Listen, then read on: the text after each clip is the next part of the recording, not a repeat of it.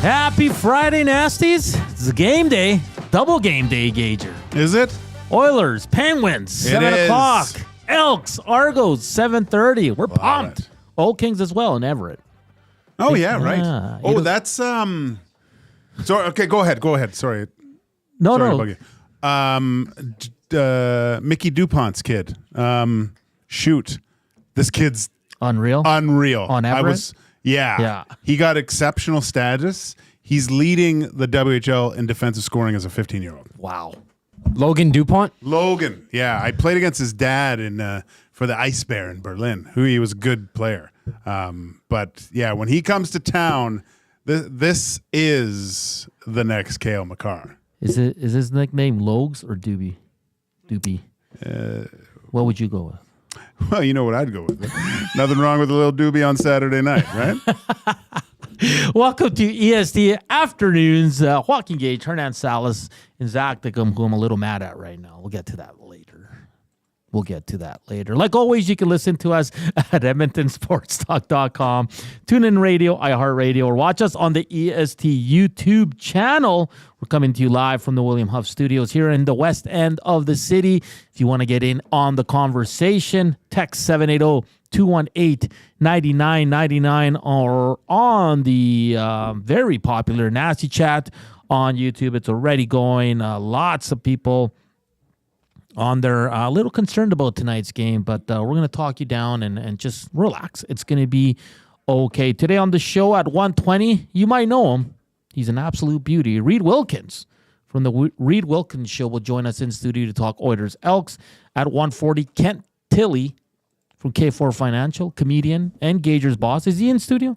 Yeah, he's coming in. All right. He'll be here with some funny stuff and some we'll talk a little bit. The Bank of Canada lowered their rates. Okay. So there you go. You have any questions for Financial Fridays, send them our way, and we'll get Kent to answer them. I'm sure he can answer all the questions you have for him regarding financial stuff. And at 2:20, Taylor Haase, Penguins reporter for DK Sports in Pittsburgh. She's here in town, and she'll give us an update on these interesting Penguins that the Oilers are going to face tonight. They're facing a young goaltender, only playing his 5th NHL game. You know what that means, Gager. So I know a lot of people are concerned about it already. But Gager, it's Friday. It's been a good week. You excited for the game tonight? You're going to be down there, right? Yeah, it's Mac T going and Randy Gregg going into the Wall of Fame. I thought I'd go see my old coach, and hopefully it results in an Oilers win. Last year didn't end as well. They played the Rangers, and the Rangers kind of threw them around for Doug Waits and Charlie Huddy. That was a rough one. So they never do well. And I'm sure it'll be announced during the game, but they're not doing the ceremony before. They're going to do it after the game. So make sure you stick around and hang out and watch. Yeah, and support and give the guys their well-deserved applause and everything. These guys are pillars of those old, and I love that they give recognition and somewhat immortality to some of these guys. It's pretty cool. I'm sure Mac T's family will be there. Sean MacTavish, good friends with him. He helps me coach the Mac T Invitational. So hopefully he's down there as well. And hopefully it for Oilers fans at least, it ends the Friday night ends nicely with a big win and a great performance of one of the greatest of all time, and probably what's gearing toward one of the greatest of all time, and Connor McDavid and Sidney Crosby. Yeah, it should be a fun game down there. Evgeny Malkin has 11 points already. Jesus. Yeah, he's rolling. How are you feeling about this game? The Oilers have taken the last 6. They've scored, I think, 5+ goals in 5 out of the 6. The other one was a 4-goal win. I'm feeling pretty confident just looking at the stats in the last couple of years. The Oilers have kind of dominated this series here, and they won the 2 games last year. It wasn't close, Gager. So I'm feeling pretty good. Are you? All I remember from the Pittsburgh meetings is the game where I actually went to. I brought my friend. We sat up in the press box, and that was the game, and it's on every highlight reel. It was back. Cam Talbot was playing, but I believe Sidney Crosby just broke the ankles of Dylan Strome and went in and tucked it in overtime for the Pens to win. And Crosby was phenomenal that game. Yeah. And so that's my lasting. Although it was a few years ago, it seems like it was quite recent. And but they've had their way with the Penguins. You just mentioned Malkin having off to a great start, and what I think benefits the Oilers for a lot of guys who have struggled finding the back of the net, to hear a team coming in with goaltending issues is quite encouraging, I think. So yeah, Joel Blomqvist will get the start. He's 2-2, 316 goals against, 908 save percentage. I think the concern on the Oilers team from fans was like the Oilers against rookie goalies struggle mightily. So hopefully not. Tristan Jarry back in Pittsburgh, working on his game. So I think this is an ideal situation for the Oilers. But the issue I have with the Oilers, Gager, is when they meet teams like this, they play down to their competition. It's like they wait for something bad to happen to turn it on. So I think it was, God, I talked to too many people in the office here. I think it was... you got to stop. I got to stop. But I was talking to someone about this, and they said that why can't the Oilers, it looks like they're not ready. They're coming out with, they're looking for an easy game, right? They're waiting to see what the competition level is going to be at. Yeah. It's a good way of putting it. They realize how hard it is to get to where they were last year, and maybe it's a little bit of a feeling out process. And we've said every single show at EST has been talking about how they're going to get everyone's best game. Right? There's no easy nights for the Oilers. But what I don't understand is play at your level. You knew what it took to get there. Have that level of commitment right off the hop. If you're looking for, some games that you can coast at, start the games at a level that the other teams have to chase. If they did this and did that and started on time on a regular basis, they'd probably get into the situation where they could coast the last 25 to 30 minutes, So they do it the opposite way. They do it the hard way. Don't. And I know you don't.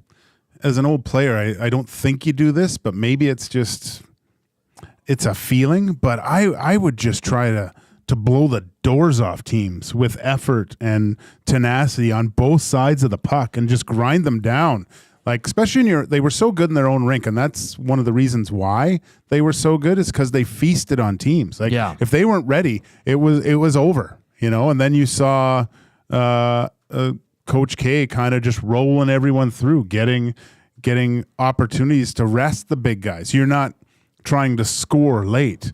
Starts of games are huge, are massive at this time of the season, because I think they're good enough where if the Oilers are a different team when they have the lead, because now they can, not sit back, but they can take advantages of teams making mistakes, and their counterattack is one of the tops in the league.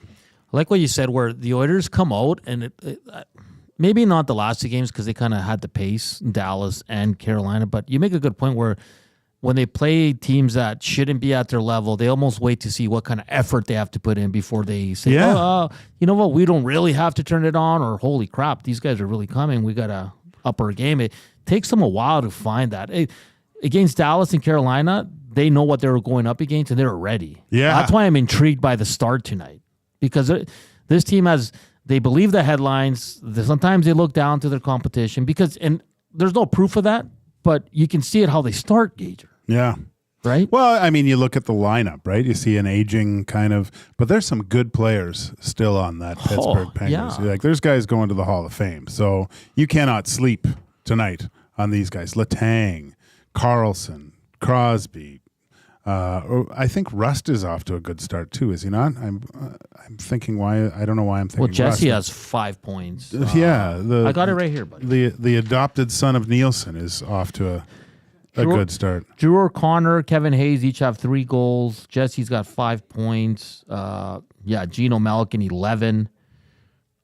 Crosby at 7, but only 1 goal. You know he's going to show up tonight. So yeah, I mean they got some, like you said, they got experience. Like nothing's going to rattle these guys. Yeah, and I'm pretty sure. I don't know why you wouldn't. As a coach, I would do it anyway.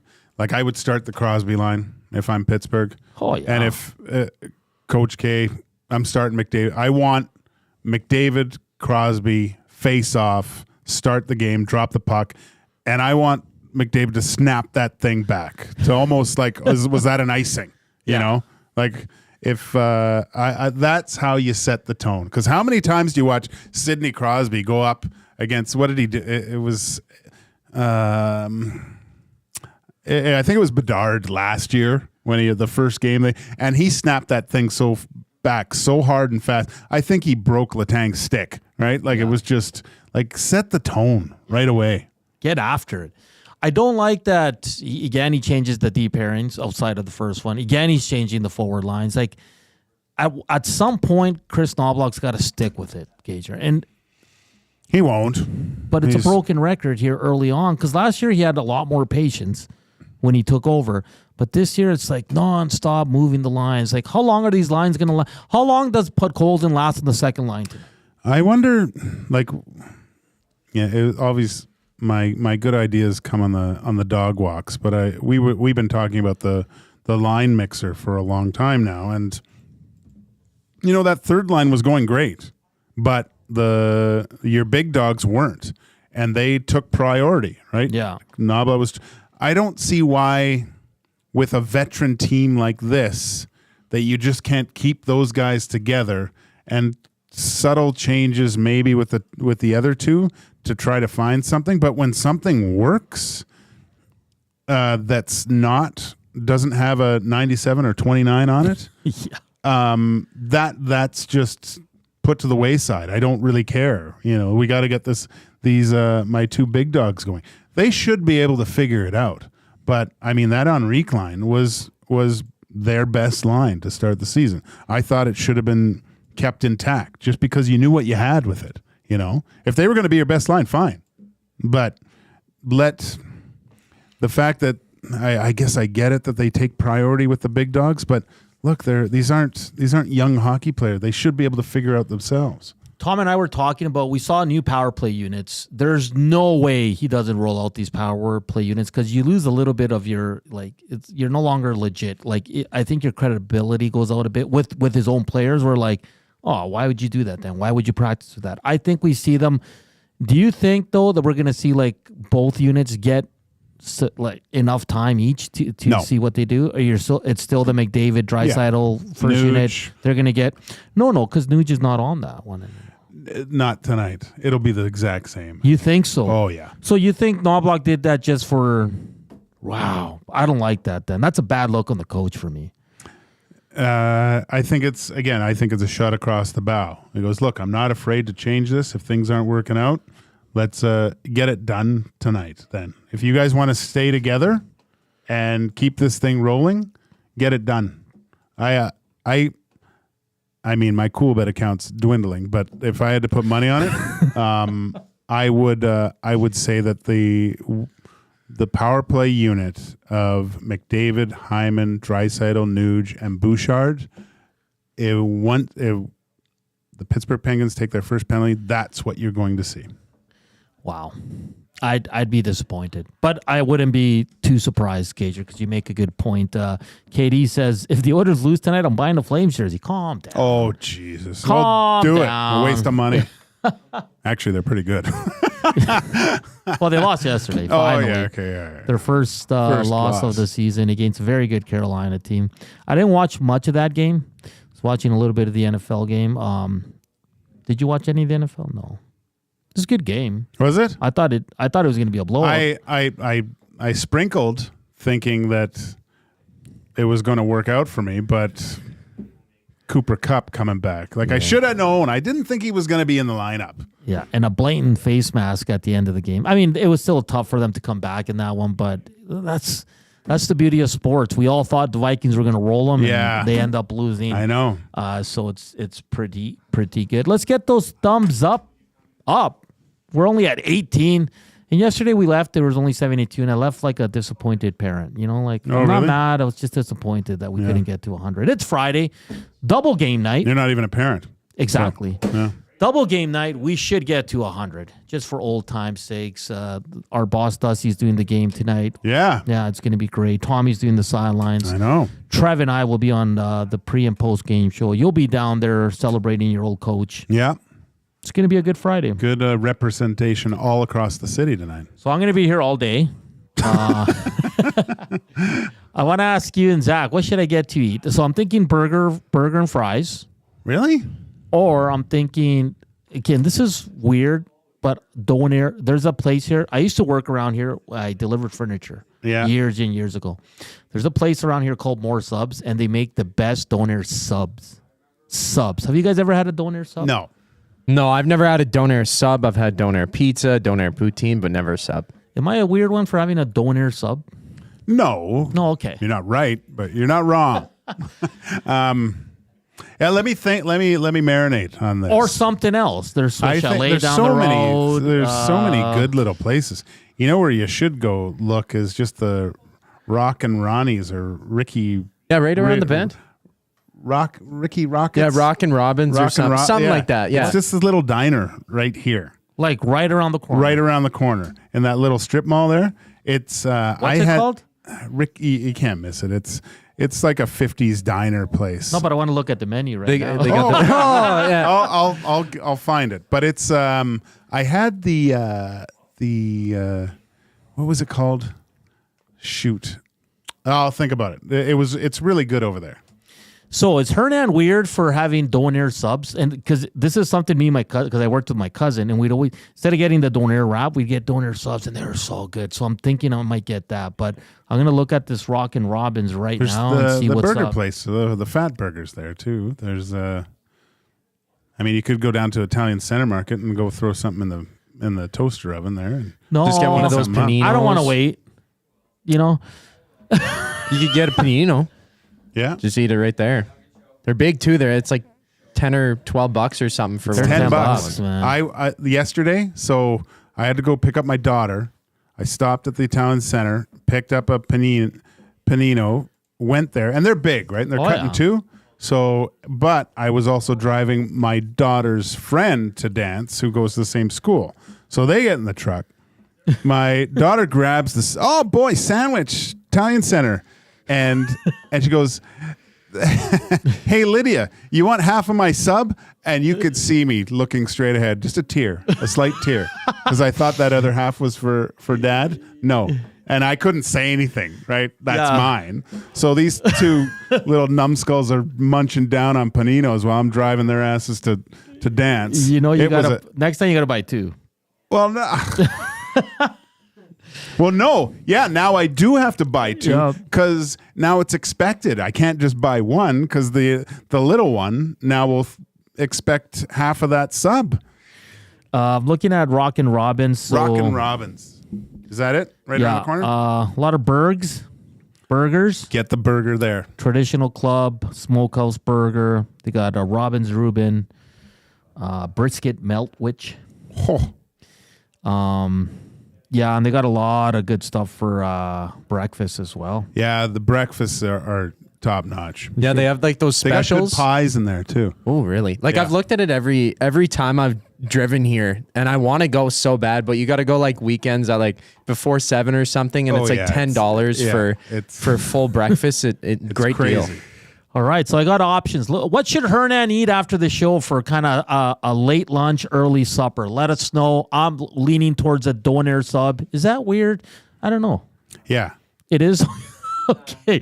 Portions of this hour brought to you by the Canadian Brew House. The Canadian Ice House is taking your sports experience to a higher level of ultra cool. Trackman golf simulators are now open at the Ice House, an immersive and realistic golfing experience in the heart of downtown Edmonton. Visit the Canadian Ice House.com. Coming up next, The one and only Reid Wilkins joins us here on EST Afternoons. Oh, and a reminder, in the second hour, of course, we have the EST Fly Away to LA, which is presented by the 780. We'll have another qualifier to close out the week. Reid Wilkins up next here on EST Afternoons with Joaquin Gage and Hernan Salas.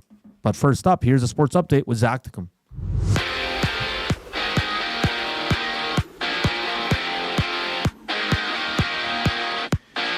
The Oilers face Sidney Crosby and the Penguins, with Craig MacTavish and Randy Gregg being honored into the Oilers Hall of Fame after the game. Hernan Salas and YouTube Trev get you set for the action at 6 o'clock for the GCL Diesel Oil Stream pregame show right here on Edmonton Sports Talk. And over in Utah, the hockey club has placed Kyler Yamamoto on waivers for the purpose of assigning him to the AHL. The former Oiler has 0 points in 3 games so far this season. Elsewhere, the Golden Knights meet the Senators. The Islanders visit the Devils in New Jersey before Connor Hellebuck and his Blackhawks play the Predators. For their season finale, the Elks host the Argos, while the Ticats kick off against the Red Blacks. Join Matthew Wannick and Jay Milne for the Green and Gold Kickoff Show live from the Century Casino Sports Bar and Lounge, which goes live at 6:30 only on the Edmonton Sports Talk YouTube channel. Tua Tagovailoa will make his first start for the Dolphins since Week 2 after clearing through concussion protocol, while in the MLB, the World Series begins with the Dodgers taking on the Yankees from LA. Right after the break, Reid Wilkins joins EST Afternoons. I'm Zachary Kubish, and that was your sports update. Ready for an unforgettable sports experience? It's the EST Fly Away to LA. Presented by the 780. Listen daily for the EST Fly Away keyword. Once you hear it, text us at 780-218-9999 for your chance to qualify to fly to LA. Round trip flights for 2, hotel and car rentals, all to go see Edmonton face off against either LA or Anaheim. Plus, experience the brand new Intuit Dome as the Clippers tip off against the Warriors, and top it all off with the Rams kicking off against the Cardinals at SoFi Stadium. This is more than just a trip. This is the ultimate sports experience. The EST Fly Away to LA, presented by the 780 and Edmonton Sports Talk, your clear choice for Edmonton sports. Since 1952, William Huff has been the heartbeat of Edmonton's advertising world. From humble beginnings to a citywide powerhouse, we've been the go-to for signage from print to design and installation. Partnering with Edmonton's top sports franchises and major events, we've helped shape the city's global reputation. Our secret? Unmatched customer service, decades of experience, and a passion for excellence we call the William Huff Advantage. Visit us online at williamhuff.com. You want the heavy hitters on your team, both on and off the ice. If you've been injured in a car accident, call the heavy hitters of injury law. James H. Brown and Associates, Alberta Injury Lawyers. With over 200 years of combined injury law experience, their precedent-setting lawyers are ready to help. Locally owned and proud Edmonton Oilers fans, James H. Brown and Associates wants to support you with their unrivaled experience, unrivaled results, and unrivaled commitment. When accidents happen, head to jameshbrown.com.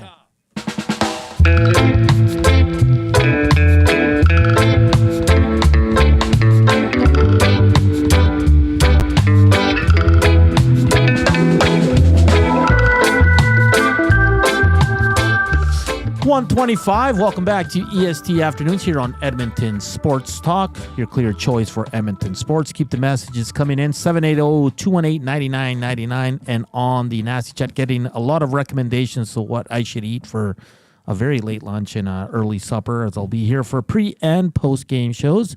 Joaquin Gage, Zacticum, Hernan, and we're joined by Reid Wilkins.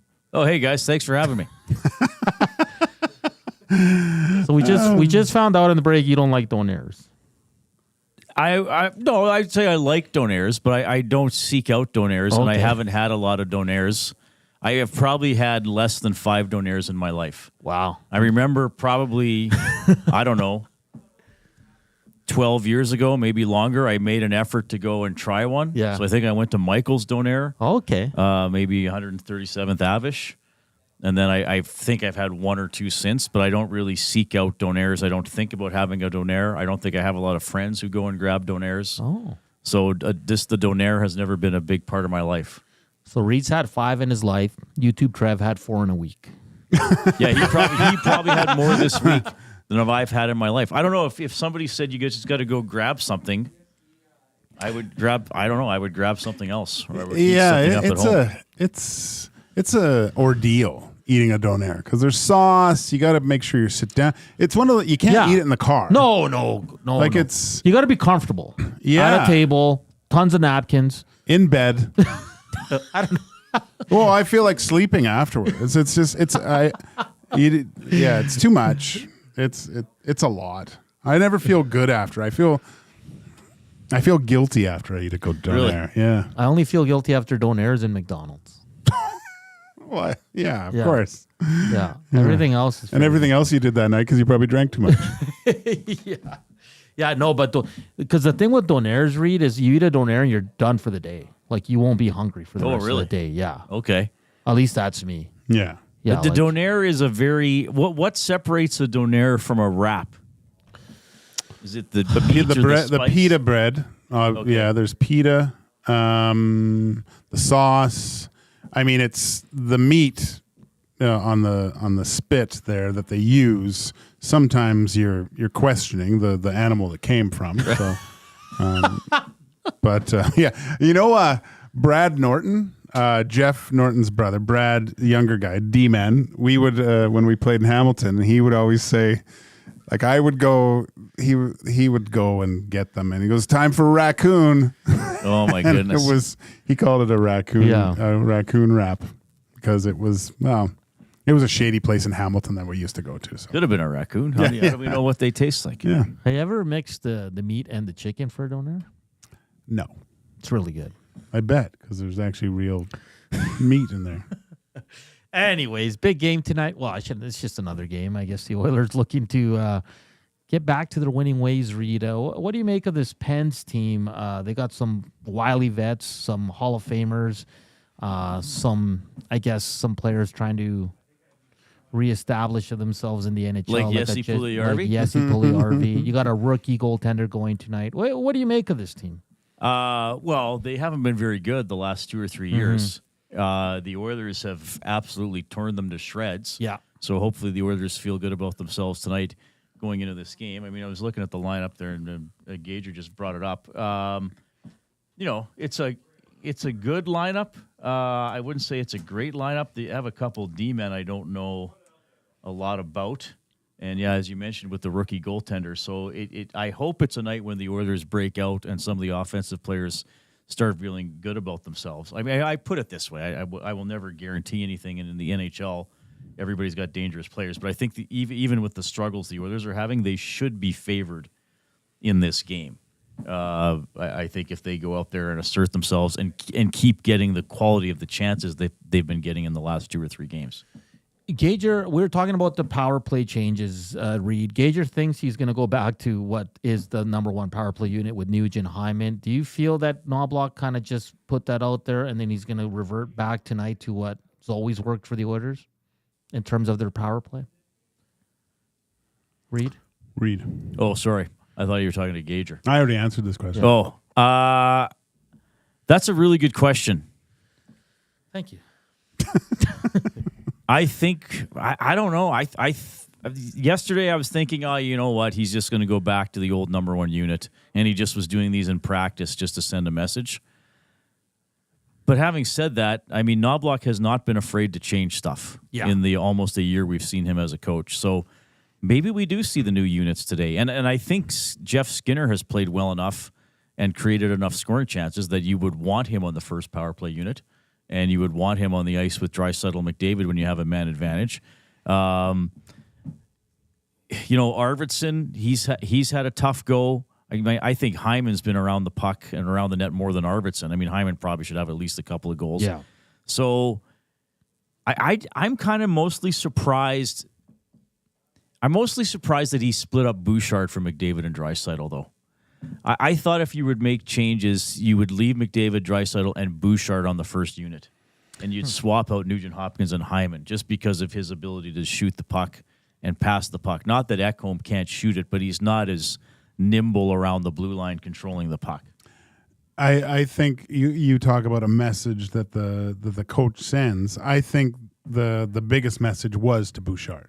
Like that was like we need more from you. It's not like yelling or screaming and things like that, but it's just we need you to play at a higher level now. And moving him off from his his normal unit, I think he'll get the message sent. But like I said, I do think they're going to start with what we've seen over the past few seasons. But if they don't have consistent kind of zone time, generating chances, I don't mean just zone time passing around and looks good and having 2 shots. I think that power play is good enough to at least have 4 to 5 shots in a 2-minute frame. Right? Mm-hmm. That get through that the goalie has to make a save on. I don't think that's too much to ask from those guys. And if it's not happening, then, only then, I think you might see that group gets changed up a little bit. I think that's interesting what you said about Bouchard, because he has, and I said this last week, though I think he's tried a couple since, he hasn't taken a lot of slap shots. No. And I know players get into the shooting lane and all that kind of stuff. But I also think with the power he has on his shot, I think sometimes just let it fly. And if it hits a shin pad or a stick, oh well. Maybe that guy's not going to be as enthusiastic to block it the next time. But I also think he's been hesitating with his shot and allowing somebody to get into the shooting lane. There's a little bit of a confidence lack with Bouchard's game, because you watch certain points last year. You see him... he'll walk the line, and even he'll just wrist one in there. Like he'll see a little bit of an opening and wrist it looking to score with, he'll see a screen or something. He's not even doing that. Like I would say he's quite stationary with the puck at the top when he gets it, and he's just kind of waiting for something to happen. Like there's not as much misdirection with him.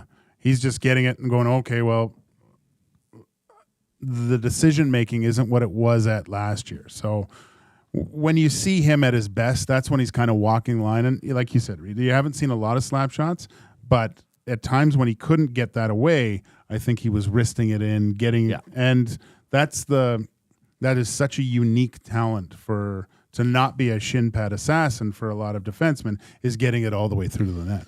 Well, that little look off he has too. Yeah. They scored a goal or two off it last year. Late in the previous season, they got that overtime winner in Colorado. Those might have been 4-on-3s, but he did that body turn as if he was going to pass the puck to McDavid, and then pulled it back and wristed it in quickly. Maybe something like that. Another thing I'm looking forward to tonight, guys, just a sort of a side note, but connected to this, and I've loved this, being lucky enough to sit in the press box for the last 11 years. When the Oilers get a power play tonight, you'll be able to hear the chatter in the stands, because the fans are so knowledgeable. Everybody's talking about it. It's been an extra day off between games, and that's, everybody knows about it, right? I mean, even if you're not an Oilers fan, at your workplace, they've changed the power plays, right? So when the Oilers get a power play, you're going to hear like the chatter in the crowd, like not a cheer, not like really loud, but it won't be the regular level of sort of silence between plays. You'll be able to hear everybody going to their person they're with, or I wonder who's coming out. You'll get a lot of this in the seats. Yeah, the angst. You can feel it when people are anxious, especially when you have like 18,000 people all anxious. It's you can feel it that after that first penalty, it'll be like in the organ music, dun dun. Yeah. So it's going to all lead up to that first power play and what happens. They should almost dim the lights and have a spotlight and then introduce them. On your number one power play unit for the first time. It's going to be an interesting game, but I'm feeling confident about this team. I think tonight they got to take advantage of this team before they head out on the road, but it should be fun. Reid's probably going to join us on the post-game show. Reminder, the Old Stream pregame show gets going at 6 o'clock with myself, YouTube Trev, and Matt Cassian. Reid, let's switch over. The Elks close out their season tonight. Better than the last 3 years. Still disappointing because they won't be going to the playoffs. But Trey Ford getting the start. What do you want to see from Trey Ford tonight? because there's so many questions regarding the quarterback. What's going to happen? Is Trey Ford the guy? Like, is there anything he can do tonight that will kind of change your mind, or not change your mind, but ease your mind and say maybe this is the guy? Yeah, that's a good question. And obviously I won't be watching the game because I'll be at the Oilers game. But I would just look for him to be, hopefully he can be an efficient passer. I think when they came out, which was their last game, I already forgot who they played last, but he started. Yeah, and they threw a lot early in that game. They weren't even calling a lot of handoffs. And I wonder if that was just to be like, okay, Trey, drop back and get it out of your hand and give guys a chance to make the catch.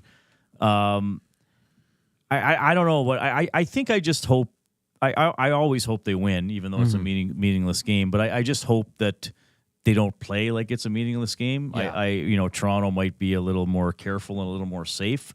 So I hope the Elks just go out and assert themselves and say, I know it's not going to get them into the playoffs, and I know probably for a pretty disappointed fan base, of which I count myself one of them, that they can still say we went 7-4 over their last 11 games. That's a pretty good record. Like over the course of a full season in the CFL, that will get you a home playoff game. Maybe a 7-4 pace. Maybe not first in the division, but it'll get you at least second most years.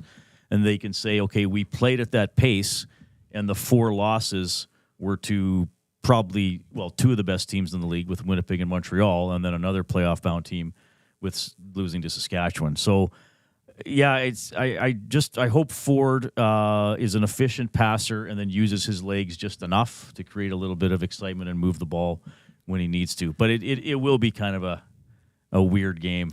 It will be. And again, I think Toronto's going to play both Dukes and Arbuckle. It sounds like Jared Daggy might get a few snaps with the Elks as well. So it's going to be interesting. What are your senses? What are you feeling about what's going to happen this offseason in terms of the coach and general manager? Do you think they're going to go clean house? Yeah, man. It's tough. I know it's tough. Yeah. Well, we'll see who the president is. That's the big one. I mean, I've heard Fleming's name again. Okay. As maybe a more serious candidate than I would have thought he was a few weeks ago, but we'll see. I mean, there's so much out there. I like a lot of things Jarius Jackson has done. I think the practices are run better. Yes. The players seem in better spirits and more. They've done better in a couple closer games. They've still blown a couple close games.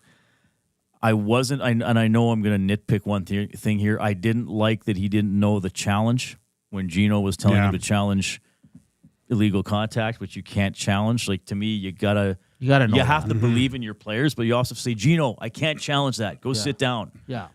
Yeah. And I think, to me, the best thing Giro Simon did was bringing Rankin back. Yeah. So that's a credit to that. I mean, obviously, there were some other changes along the way as well.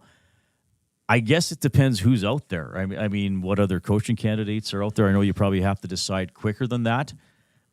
On one hand, I would like to see Jarius Jackson in charge for an entire season. Okay. On the other hand, I don't know if he quite has the experience that I would like from a head coach. Because this team, I think next year has to be in the playoff. Absolutely. Well, we said that this year.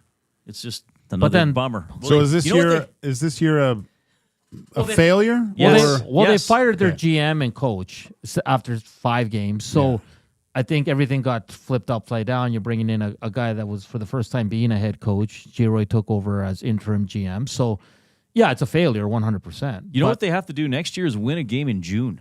Like, for crying out loud. Yeah. Like, last year you're 0-9. Last year, and then this year you're 0-7. How do you possibly make the playoffs? Even in a 2/3 of the teams make the playoffs league. They haven't won a game in June. Do something positive early in the year. Yeah.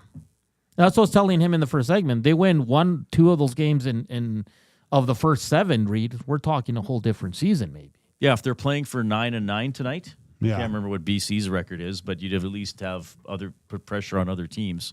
Or depending on if you would have beat BC in that game in Vancouver, actually you would be in. Because you won the other one. You might have heard this. You know when's the last time the Oilers and Elks won on the same night? Well, I do remember it because Matthew told me. And that was the game Mike Riley broke his wrist for the Lions. Yeah. Oh, really? Yes. Who did the Oilers beat? The Rangers In New York. In New York. Yeah. Yeah, I mean, it doesn't. It only happens, I think, 2 or 3 times a year that they play on the same day. I would know that because we'd have to adjust programming sometimes at the other station, or shorten, or the length of one of the pre or post game shows. It's been the Elks haven't won a lot of games total. Yeah, they've won a lot in August lately. Yes, and they did play. They did play earlier this Elks season on the same day. Because Game 1 of the Stanley Cup Final was the Elks home opener. Yeah, I remember that. That's crazy. Yeah. I think the Elks moved the time. Yeah, they moved it to the afternoon. They lost in the fourth quarter to Saskatchewan. Surprise, surprise. Reid, what's coming up on your show today? Craig MacTavish. Nice. Jeff Crushell. Nice. I have to sneeze. Two absolute That's beauties. awful. I'm sorry, guys. 1:42 Friday afternoon. I was Reid Wilkins. Make sure to tune into his show Sneezy, from 3 to 6. as they call me in the dwarf hut. with Jay Milne. That's all coming up. Mac T and the Crusher, Jeff Crushell. Up next, Kent Tilley will join us here in studio as well. This is EST Afternoons. Joaquin Gage, Hernan Salas. But here's Zach to come with a sports update.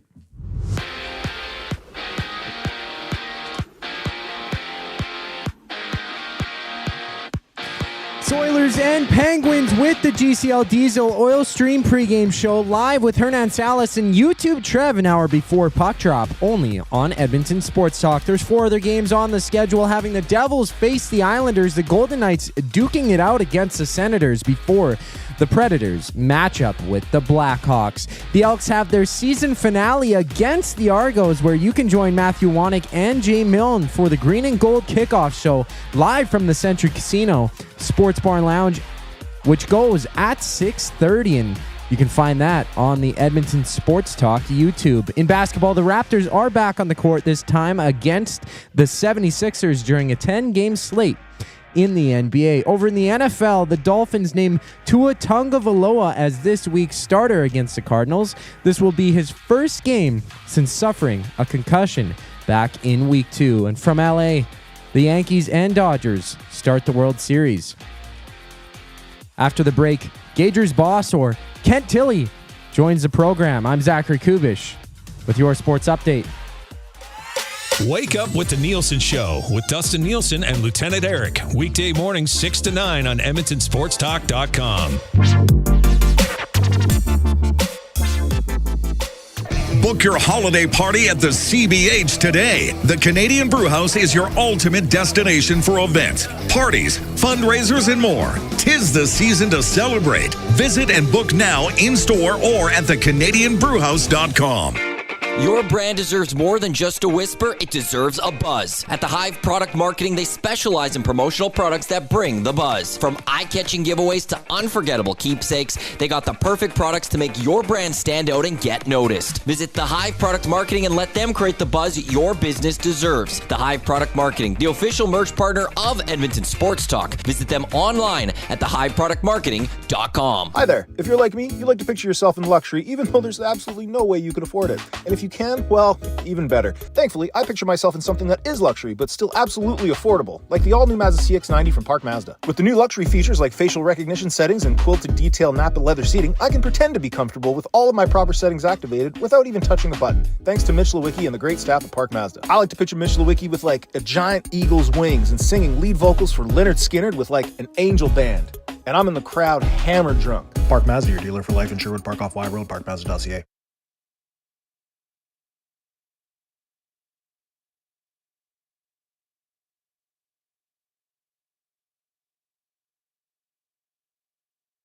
Can't handle the truth.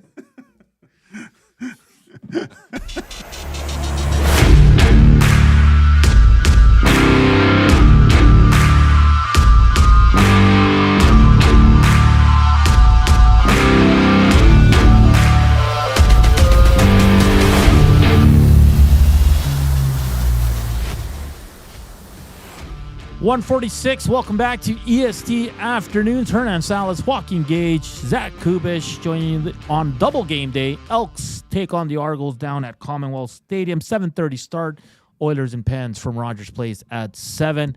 And like we do on, every other Friday, I think, Gager. Last week, we couldn't have Kent on because we had some technical difficulties. He gave me crap about that. Oh, my gosh. But we're pleased to be joined in studio by Gagers boss from K4 Financial and comedian Kent Tilley. Kent, how you doing this Friday? Not too bad. Tired, but yeah, it's Friday. That's the end of the day, so let's get the hell out of here, Hey, I still got another 10 hours here. So you're here forever. Kent, your thoughts on the Oilers? 2-4-1 start. What are you expecting tonight? Is it going to be a dub? No. Oh yeah. I thought they're gonna dominate tonight. Connor, I love watching Connor and Sid play. So awesome. Except that one time. Yeah. When Sid did that at the end, and it was like, it was kind of neat to see, but I think Connor's got the edge now. He's just younger. I love those games. So excited. Can I get you closer to the mic? Saying mic's really. Yeah. You can move it over. You can move it this way too. Or you don't want me to just bend right in? Yeah. There we go. Lars says thank you. That's perfect now. Perfect. So. All right. Sorry. No worries. I think they're going to do well. I mean, to be completely honest, I'm way more jacked up for that Elkies game. Yes, of course. I love it. Are you a big Trey Ford guy? I don't even know who that is. That was that MMA guy that was in Edmonton for a while. No, that was I know who you're talking about. His last name was Ford. Too. Yeah. Zach, do you know? Gosh, Zach doesn't even know. What is his name? Oh boy. No, sorry. Let us know. 780-218-9999. He's a boxer and then went into MMA. Yeah. Really? Yeah. I went to a fight of his at the Cree, and then after he just got bumped into by like 40 guys wearing Ed Hardy shirts. It was awesome.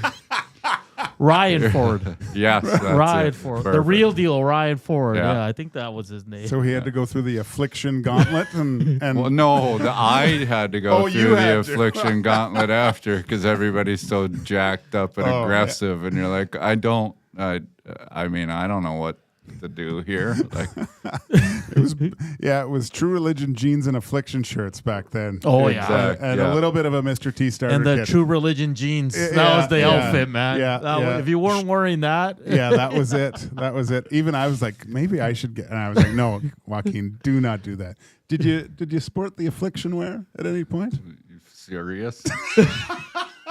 I was. You're all in on it. No, where do I buy my clothes? Costco? I don't know. Do they sell Affliction and True Religion at Costco? I think they sell like a knockoff. Yeah. Like the jeans especially. It's called Prediction. When I used to always be like, okay, I looked at a pair of jeans one time. It was like $1,000, and I was like, is there $900 in the pocket? I legit don't understand. But yeah. Big Slam Nasty says the place just reeked of Monster Energy drink. It was an Axe, a little bit of Axe body spray in there, It was stressful after, I swear, right? Yeah. Because it was like everybody was like, I want to fight. I just want fights. And you're like, I didn't come here to get my ass kicked. I'm sorry. I love it. Oh, it's good. It's so true, though. Is it when's the UFC event here? Maybe we should go. Like 2 weeks. 2 weeks. 2 weeks. We should go. Zach, you're going to that, aren't you? Yeah, I got lower bowl tickets for that one. I had to spend $320. Hey, for mine. after you had 6 beers, no fighting after. Yeah. Eh? No, I know jujitsu, but nobody's. Okay. Wow. Oh, look at this guy. We'll go with Zach, maybe. I went to one jiu-jitsu class once, so I know it too. Got to spar then. Right. Yeah. Oh, God. Right. So, Kent, turning to more of the financial side, the Bank of Canada lowered its rates this week. What does that mean for most Canadians here, aside a little bit of help maybe on lines of credit? If their mortgage is coming due in the next year, might be advantageous to look into what their lenders or banks can do for them? Yeah, well, I don't know that the lenders or banks are going to do anything in particular, but yeah, you're going to see a little bit of relief at the pumps, so to speak, because any of your variable rate debt is going to drop. So not that much. Yes, that's going to be relief if your mortgage is coming up for renewal. You didn't get unlucky to get caught sort of in the highest side.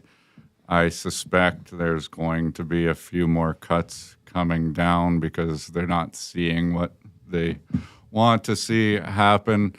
One of the big things that I always say with that is, that's great. It's going to free up a little bit of money, but where you might want to start looking at your debt and say, okay, well, what's the interest rate on this one, this one, this one? A lot of times people don't know, like, just a little bit of shuffling of money, as long as you don't get caught in, paying off your credit card with something lower and then racking it up again, can actually save, easily thousands of dollars a year, which allows you to pay that off faster and then actually free up some cash flow.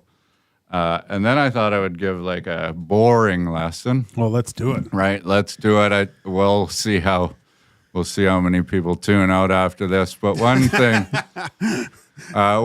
that a lot of people never talk about, everybody talks about the stock market and how amazing it is this year and how stressful it is some other times and whatever, is that there's a bigger market than the stock market by a large proportion, which is the bond market.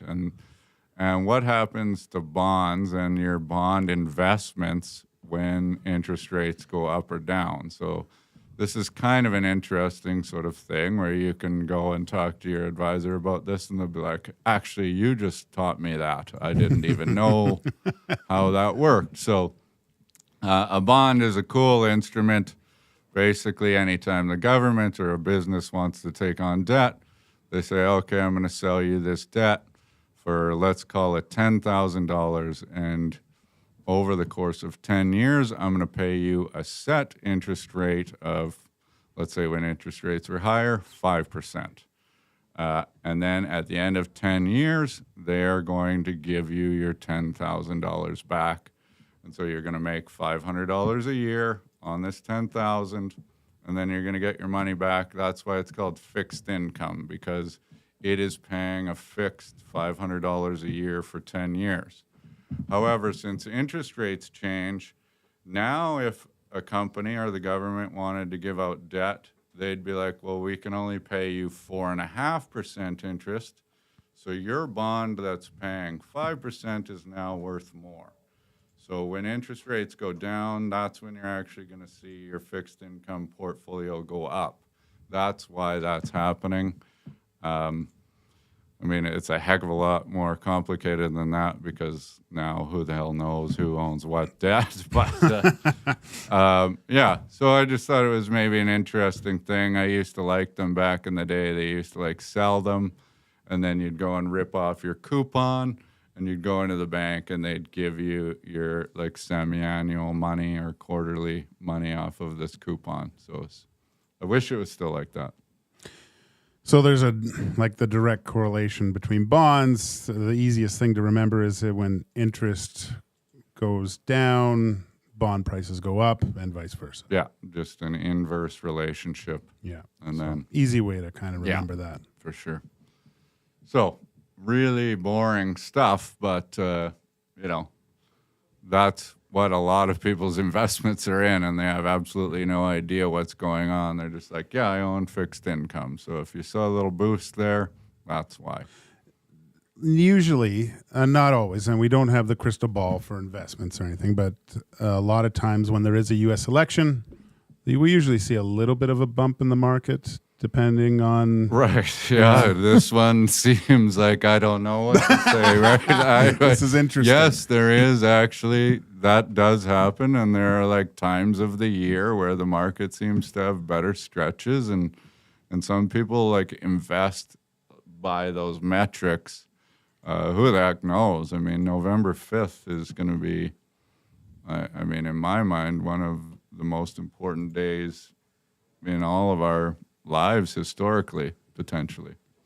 Yeah. Bigger than tonight's game against the Pens? Which was good because I read yesterday that over 50% of adult Americans read below a 6th grade level. So it's nice to know that the fate of the world is in the hands of them.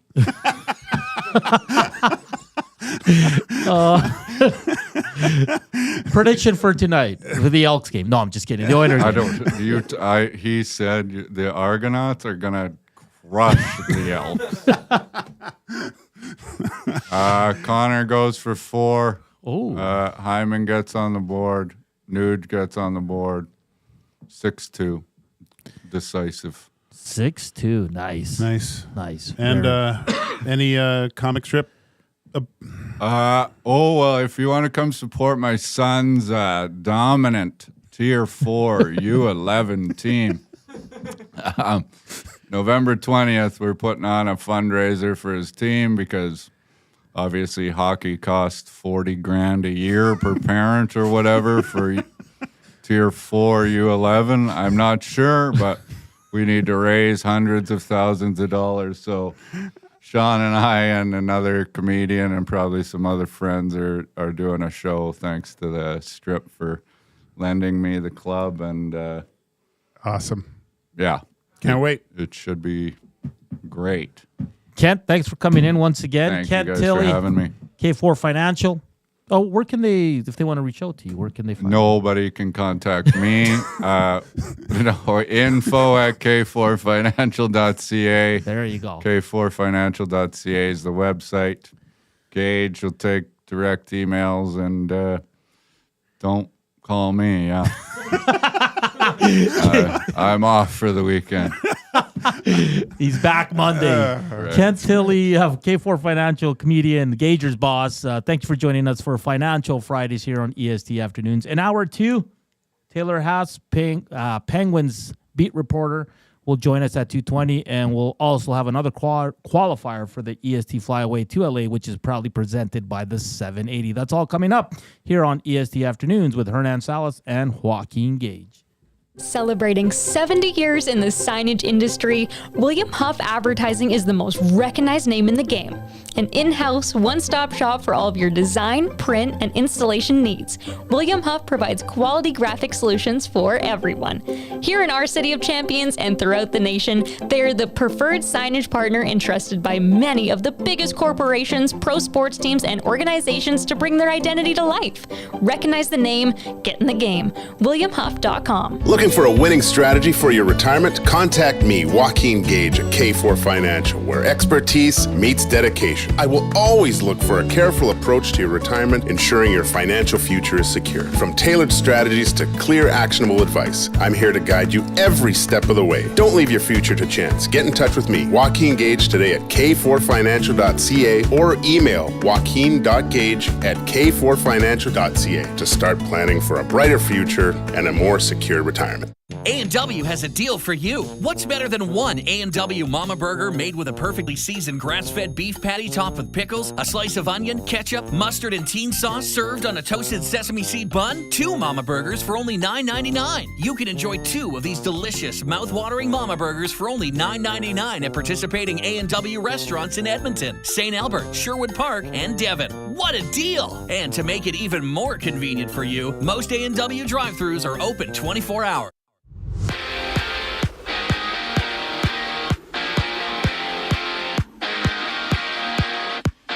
The Oilers face Sidney Crosby and the Penguins, with Craig MacTavish and Randy Gregg being honored into the Oilers Hall of Fame just after the game. And Hernan Salas and YouTube Trev get you set for the action during the GCL Diesel Oil Stream pregame show right on EST. In Utah, the hockey club has placed Tyler Yamamoto on waivers for the purpose of assigning him to the AHL. The former Oiler has 0 points in 3 games so far this season. And elsewhere, the Golden Knights meet the Senators. The Islanders visit the Devils before Connor Bedard and his Blackhawks play the Predators. For their season finale, the Elks host the Argos while the Ticats kick off against the Red Blacks. Join Matthew Wannick and Jay Milne for the Green and Gold Kickoff Show live from the Century Casino Sports Bar and Lounge. You can find that show at 6:30 right here on the Edmonton Sports Talk YouTube.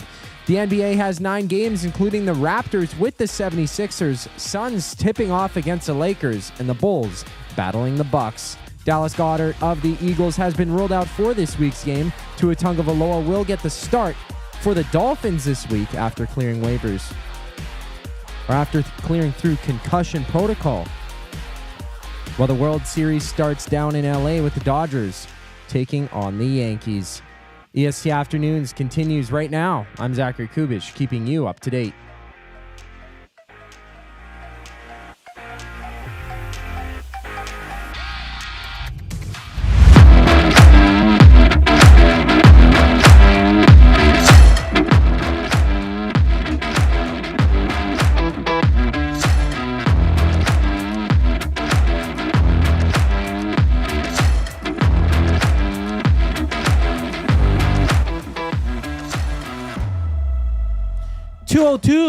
Welcome back to EST Afternoons. Gager has left.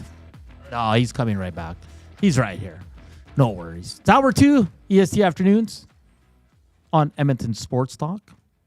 Static free since 23. Reminder, if you want to listen to us, you got iTunes radio app, the iHeart radio app. If you want to watch us, hit us up on the EST YouTube channel. If you want to connect with us, messages, 780-218-9999 is the text line, or hit us up on the nasty chat. Like always, we're coming to you live from the William Huff Studios here in the west end of the city. And portions of this hour brought to you by the Canadian Brew House. The Canadian Ice House is taking your sports experience to a higher level of ultra cool. Trackman golf simulators are now open at the Ice House, an immersive and realistic golfing experience in the heart of downtown Edmonton. Visit thecanadianicehouse.com. Gager, that was good. Yeah, no, I mean, financial stuff. Yeah, it's it's good knowledge. Again, if you do want to, after you're done watching, obviously all the EST stuff and just little refreshers, Kent's go to our YouTube channel at K4 Financial. And it's always good to brush up on these things. Kent puts out a few videos a week. Obviously, there's a little bit. I'm kind of happy with the Bank of Canada lowering rates. Doesn't always mean that the rates of the bank will lower too. But for those of you that maybe their mortgages are renewing next year, and you were looking at rates before, might want to have a gander again and get locked in at a lower rate. There you have it. You have any questions for Gager, just send them in. He'll get to them. And like Ken said, he's off for the weekend, but you can contact Joaquin Gage. Find him at k4financial.ca, is it? That's it. All right. Disappointed so far because we only have 48 thumbs up. We're an hour in. We're usually over 50 by this time. So we've got 104 watching. Math just doesn't add up. Well, like Kent said, everyone's just so jacked for the Elks game. So, hey, come on, let's take it easy on my boys. Getting ready to tailgate, man. Close tailgate. Out the season. Yeah, for a lot of these players, it's a grind, man. It's a long season. These guys practice so hard. A lot of them will be leaving town over the weekend, right, and then kind of probably take a month off or so, then get back to training, and we'll see who's a free agent, who's coming back. We'll see what's going to happen with the president of the Edmonton Elks, G-Roy and Jarius Jackson will be back. There's so much going on for the green and gold, Gager. It's going to be an interesting next, I think, 2-3 weeks for this club. So we didn't, like when Reid was on, it's like the beginning of the year, obviously expectations were a little high. They're always going to be high at the start of the season. But do you look at this season as a step forward, or is it a step backwards? I don't want to say failure and success. I think step forward or backwards is a better way to. That's a good question, Gager, because the last 2 years they finished with 4 wins. The year before that was 3, but it was a shortened season because of COVID. If they can win tonight, they'll finish 7-11. So that's 3 more wins. So in that sense, I think you have to look at. I mean, is it unfair that 3 of those wins came against the 4-win Calgary Stampeders? Do you lose any of that, or it's, hey, they beat the teams they're supposed to beat, and Calgary's one of them? Yeah. Do you know what I mean? Like, I don't want to take anything away from those wins because they played really well and they deserve to win those games. You know what I mean? They didn't squeak those out, but 3 wins against Calgary, 1 against Hamilton. That's 2 teams that are out of the playoffs, and then they beat Saskatchewan. And who's the other team they beat? BC, but BC was playing with Jake Dolegala. Yeah. So if you really want to take a deep dive into it, sure, you'd say, okay, awesome. They beat the teams. They beat 2 teams that are not in the playoffs for a combined 4 games. Then they beat They beat BC and Saskatchewan with their backups. So I think you want to see them beat some of the top teams. Yeah. Do you know what I mean? But they were close in certain cases, too. Like, right? That's what I like said. That's 0-7. They should have probably won 2-3 of those games, Gager. Then they're in the playoffs. The last game Chris Jones coached here, they should have not lost that game. No. There was 8 seconds left to go to overtime. Yeah. In Toronto, I mean, McLeod played out of his mind, but the defense couldn't get a stop. Mm-hmm. Do you know what I mean? So there was the first game, they were up 22-8 in the 4th quarter, man. So they should have. I'd say it's disappointing because you're not in the playoffs again. Yeah. I think the way the quarterbacks were handled was a little bit messy. I think it could have just been dealt with a lot better. Now, I don't know. Like, was that Chris Jones just not putting any trust in his young quarterback, or no? I understood why in the offseason they went out and got McLeod Bethel Thompson, because they wanted it was a 1-year deal, a guy that can come in, help you win some games, and mentor a young Trey Ford, who before you got to keep in mind Trey Ford's. This is his 3rd year. Like, that quarterback room was really young. Like the most senior guy was Taylor Cornelius, and he had a year on him. Yeah. So I found that it was good that they brought him in. I just don't like how in season they handled the whole thing. Right. Like, you're starting, going 0-7 and all that. So, and I think the thing that's going to hurt the most, Gager, is that they're going to have a top 3 pick, but it's gone because they took Zach Mathis and who is a good player, right? So I feel like there are some things that could have been done differently, but I mean, if you finish 7-11, I think you have to look at it as you have to take some positivity out of it. Mm-hmm. Yeah, no, I just because the walk-offs, those are all winnable games, and I just to me, I think. Here was a team that lost some of its confidence, I think, at the beginning of the season. And, I mean, you make a good point. They didn't beat the top teams, right? So I think it was a step in the right direction. Maybe playoffs was if it happened, it happened. That's great. But I think at the beginning of the season, from what my limited knowledge of the Elks at that point, I was thinking this is going to be a playoff team this year. Yeah. So obviously, there was a little bit more disappointed on my part, but like you said, the record's obviously better in the last 3 years, and now with the changes, there's no more excuses. I think they're at a point where the decisions from the president to the coaching staff to who's going to be the quarterback of this team next year, they have to get this right. Those are 3 decisions that they have to get right at the start of the season next year. That's the biggest part. They have to get the president, the coach, and the GM correct, because when they cleaned house after 2021, you have to say it. And I worked with Chris Jones for 2.5 years. Like I said, he was always good to me. Difficult at times for sure, but that's just coaching and in the pros. I'm sure he's not the only one. But it was the wrong hire. Yeah. Like, if we look at it now, it didn't work. The dual job. You see what he's doing as a DC in Hamilton, kind of turned that team around. They're defensively Gagers. So, and I get it. Maybe at the time they were like, we can kind of kill 2 birds with 1 stone here, give them both titles, but it just didn't work.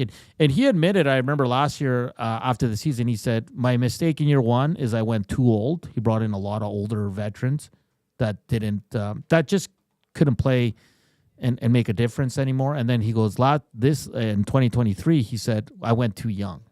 Yeah. So, and he admitted that you can go watch his season-ending press avail, and that's what he said. So, and then this year, Gager, no one saw him starting 0-7. Like I was with the team at the time. I was blown away. I was like, how? Like because the team was better. It was better. Yeah. Yeah. There were some bright sparks. Starting with Nick Anderson. Oh, absolute beauty. He was on Reid's show yesterday. Another great interview, and he did find players. Nick Anderson won. Justin Rankin. I know that was G-Roy. Like Justin Rankin could be a starter in the CFL. How just question? How much is put in through like the scouting staff, like to find players for CFL teams? Like, you have scouts in the U.S. Are they okay? Yeah. So there's active guys. Yep. Looking at college level players and things on a regular basis. Yes. I think they had 3 or 4 in the U.S. and then Franz Clarkson, my buddy, he's a Canadian scout here, so he does all the Canadian schools and Canadian kids, and he played. Yeah. Great sharp mind. So yeah, they have their scouts all over. Kind of hey, right. And the thing about Chris Jones is when the season ended, he'd drive home, but he'd stop at schools and watch games and kind of do his own scouting. Like he loved that. Like, that guy lives football, so he found a lot of players that way and got him to come to Canada and give it a shot. Right, a lot of them don't stick. Right? Yeah. A lot of them don't, but he would travel. I'm thinking of that because of when we talked to Nick Anderson those weeks ago when he said, I wish I would have known about this earlier, right? Like, and it's kind of, I would have made the decision a lot quicker to come play in the CFL where it would be, I think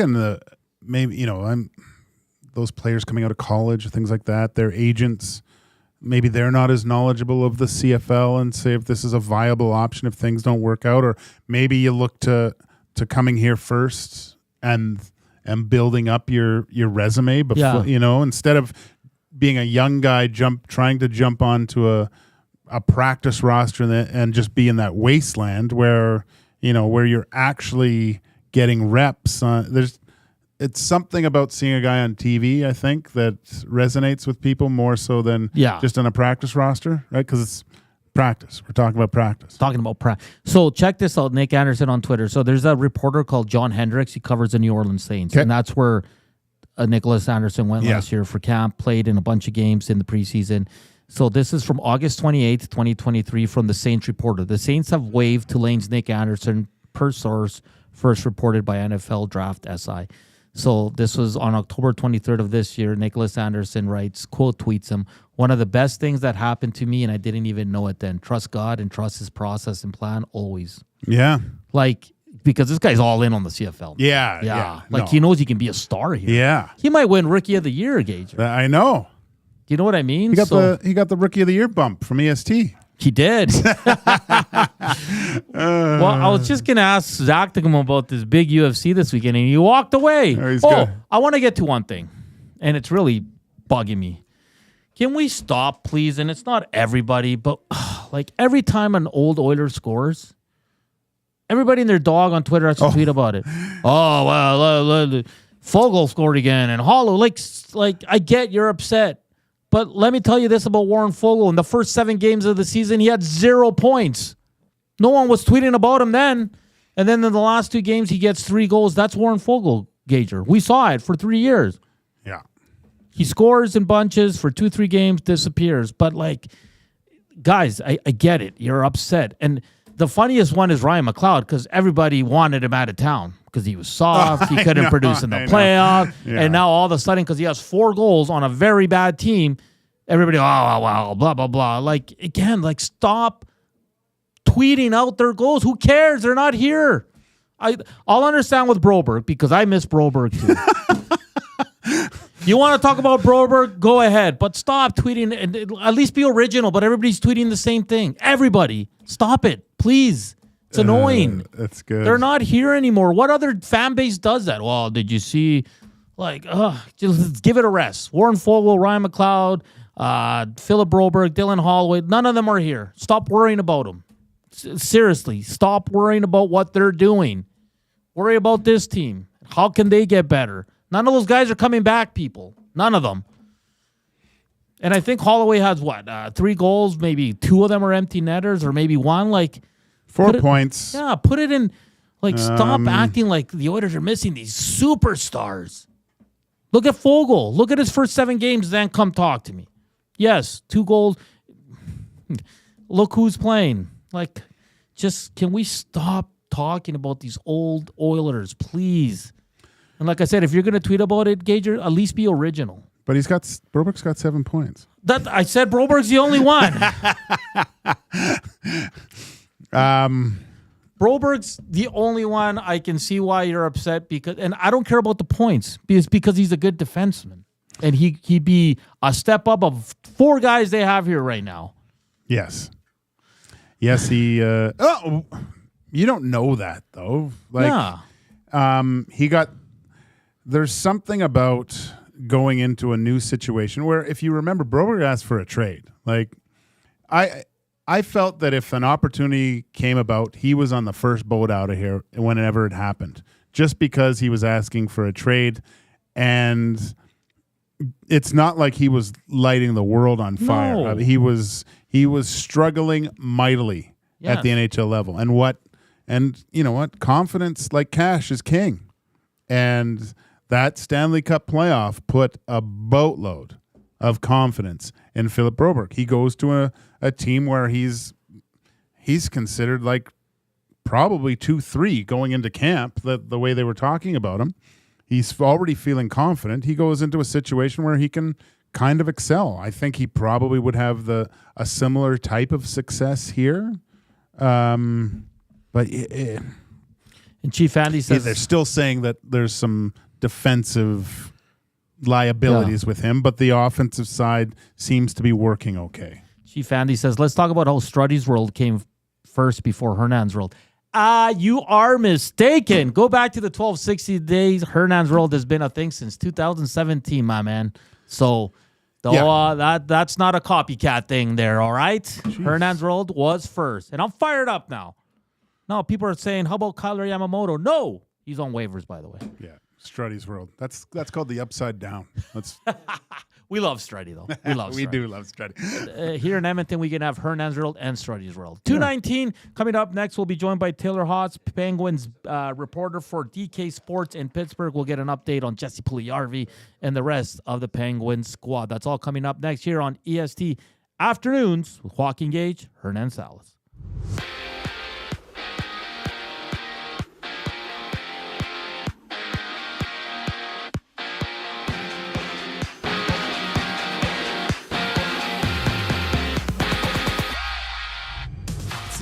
And the Penguins for the GCL Diesel Oil Stream pregame show with Hernan Salas and YouTube Trev, live just an hour before puck drop right on Edmonton Sports Talk. There's 4 other games on schedule, with the Devils facing the Islanders, the Golden Knights duking it out against the Senators before the Predators match up with the Blackhawks. The Elks have their final game of the season tonight against the Argos, where you can join Matthew Awanek and Jay Milne on the Green and Gold Kickoff Show, live from the Century Casino Sports Bar and Lounge just an hour before the game. That show will be live on the Edmonton Sports Talk YouTube channel.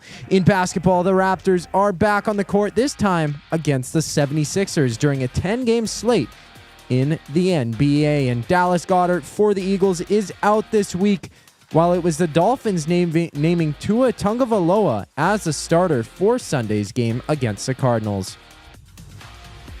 And the World Series kicks off tonight. The Yankees take on the Dodgers down from LA.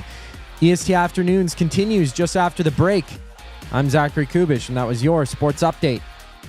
Ready for an unforgettable sports experience? It's the EST Fly Away to LA, presented by the 780. Listen daily for the EST Fly Away keyword. Once you hear it, text us at 780-218-9999 for your chance to qualify to fly to LA. Round trip flights for 2, hotel and car rentals, all to go see Edmonton face off against either LA or Anaheim. Plus, experience the brand new Intuit Dome as the Clippers tip off against the Warriors, and top it all off with the Rams kicking off against the Cardinals at SoFi Stadium. This is more than just a trip. This is the ultimate sports experience. The EST Fly Away to LA, presented by the 780 and Edmonton Sports Talk. Your clear choice for Edmonton sports. Hey Edmonton, ready to take advantage of lower rates and better pricing? South Fort Chevrolet in Fort Saskatchewan has you covered. From rugged trucks to sleek SUVs. And with over 40 years in business, you can trust that you're getting the best deal on your new ride. As the proud title sponsor of The Nielsen Show, EST listeners can drive a little to save a lot with South Fort Chevrolet's transparent pricing and down-to-earth sales team. Visit us today in Fort Saskatchewan or online at southfortchev.com. Celebrating 70 years in the signage industry, William Huff Advertising is the most recognized name in the game. An in-house, one-stop shop for all of your design, print, and installation needs. William Huff provides quality graphic solutions for everyone. Here in our City of Champions and throughout the nation, they are the preferred signage partner entrusted by many of the biggest corporations, pro sports teams, and organizations to bring their identity to life. Recognize the name, get in the game. WilliamHuff.com.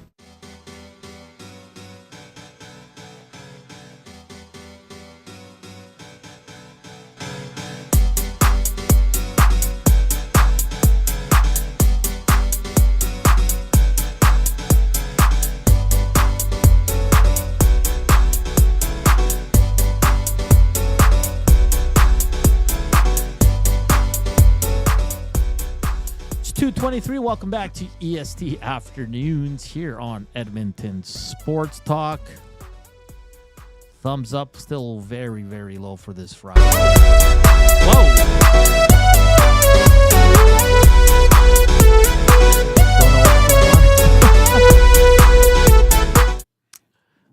There we go. There we go. All right. Some bonus music there. I like it. Some it's Friday. Bonus. Only 59 thumbs up, though, Gage. A very disappointing Friday. Very disappointing. Well, hopefully it results, maybe disappointing thumbs up, but maybe two of Edmonton's sports teams can get the victories. Yes. That will make it a little bit better. But you know what would make it feel really good? What's that? Is if we could get those thumbs up with 2 wins with Craig MacTavish and Randy Gregg going up into on the Wall of Fame this evening. If you're going to the game tonight, make sure you stick around to the end because that's when those guys are going to be going up, I guess. Yeah. Yeah. Mac T, Dr. Randy Gregg. I just like saying Dr. Randy Gregg. Never met Randy Gregg? I've never met him. I met him as a kid. I probably met him as a kid at the Carnival of Champions and all that. Yeah, but I met him at the bar at UBC, which was weird because Glenn Anderson and Randy Gregg were there at the bar at the Thunderbird where the UBC Thunderbirds played. It's probably changed. It was like old bleachers. Kind of looked kind of weird, but yeah, Glenn Anderson was wearing this big fur jacket. It's kind of off-putting. Let's get to our preview of the Pittsburgh Penguins as we're pleased to be joined by Taylor Haase, Penguins reporter for DK Sports in Pittsburgh. Taylor, how are you enjoying our wonderful city these last couple of days?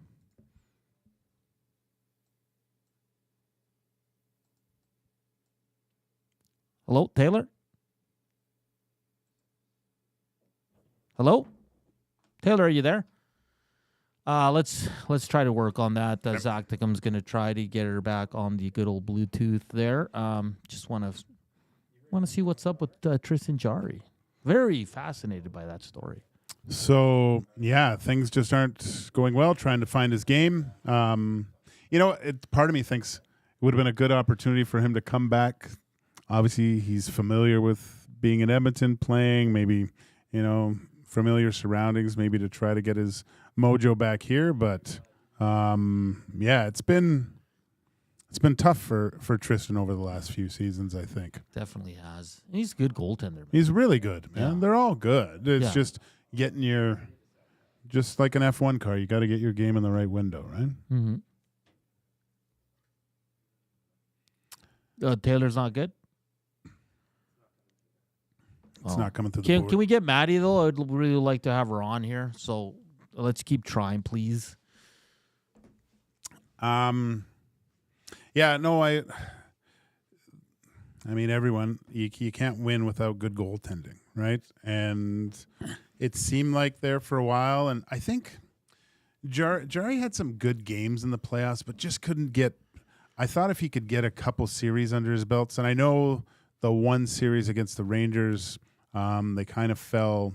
I believe it was Game 7. Crosby got hurt a little bit, like he was a little banged up. I really thought that they would roll to the finals again that year because they were really, really feeling it. But yeah, and it just seems like they're just. It's tough now. They're a little bit another year older. Yeah. To get back to where they are, I'm wondering about Sidney Crosby though. If things go sour, go a little bit not south. sour, but the team goes south. Yeah. If what happens if by the end of the season, by February, let's say February, they're a team on the outside looking into the playoff picture. What do they do? What do they go talk to Sid? But I think for his legacy, that's a good question. If the management goes to him and says, "Hey," but I think his legacy, he might want to be like, "I want to finish. I want to play my entire career here anymore." Like, would he do a Ray Bourque and go to one of the top teams? I don't know. I can't see Sidney Crosby doing that. He's one of those guys that would look completely ridiculous in a different uniform aside from Team Canada. Because Patrick Kane still looks ridiculous. I know in Red Wings and the Rangers. Yeah. But he might want to win one more cup. Obviously, he does, but he's not going to win it in Pittsburgh in the next 3 years. I don't. It's like a lot of people on other teams would have to get injured for them to go on 100%. that Eastern Conference. Like they're not, as of right now, they're not getting past the Rangers, right? They're not getting past. I don't think they get past Carolina. No. That's. No. The Rangers, Carolina. Who are some of the other top teams there? New Jersey Devils are an interesting team to me. I know they're still young, but they have some. They're not getting by Florida. They're not getting by Tampa. Hell, I don't even think they get by Toronto. I don't know. Do you see Toronto? They got the way Greg Berube's got them playing. Well, they lost against the former Oilers last night. Oh God. That's good stuff. Is that going to be all year? Every time Fogle or McLeod scores, of course. We're going to have to hear about it? The only time you won't hear about it is if the Oilers are rolling. Yeah. Because go back to the Adam Larson Taylor Hall trade. Yeah. The first year, you didn't hear a peep about Taylor Hall. And then the next year, I believe, was that his Hart Trophy? No. Hart Trophy was the first year in New Jersey. Was it? Yeah. It was the first year? Yeah. Okay, and he won a Hart Trophy and you weren't talking about him because the Oilers were successful. Yeah. And Adam Larson was a beast. Yeah. And then the next year they didn't make the playoffs and all you said was, we missed, that was a horrible trade. So the delay on the horrible trade takes took one hockey season. Yeah. I still think that was a horrible trade. Do you? Yeah. I was a big Taylor Hall guy. Oh, yeah. I mean, he won the Hart the next year. We'll talk about this off air. I think Adam Larson got better when he went to Seattle because here in Edmonton, he only had 2 good seasons. The first one and the last one. He went through a lot. He was awesome here. Stop it. He wasn't awesome. He was awesome. Mm-mm. Yes. Not in between. In between. He was hard to play against. Yeah, he's got a bit of a mean streak. Like he's not going to fight or drop the mitts or anything. He's but vicious. He's just vicious. Yeah. Almost like a Robin Regier-esque. Yeah, but Regier would fight. Hey, McT and Randy Gray going on the Wall of Honor. Who would be your next two? Ooh. Because Huddy's there, Waite's there, Smith's there, and Lee Fogelin. I kind of look to the captains in this case. There's always seems to be a captain going up. I think it for sure probably Bucky next year. Oh, good one. I'll come back to you. I got to think about it anyway. All right. Now we're joined by Taylor Haase, Penguins reporter for DK Sports in Pittsburgh. Taylor, how you doing, and how you enjoying the last couple of days here in Edmonton? Yeah, thanks for having me. Doing well. It's surprisingly warm here. It's a lot different than when we were here last year, so I'll take that. Yeah, I know for sure. I want to start between the pipes here, Taylor. Tristan Jarry sounds like he's back home working on his game. Can you just and I'll follow it up with the rookie that's going tonight. But what's going on here with Tristan Jarry? Yeah, I mean, he just had a pretty tough start to the season. They brought him on this road trip.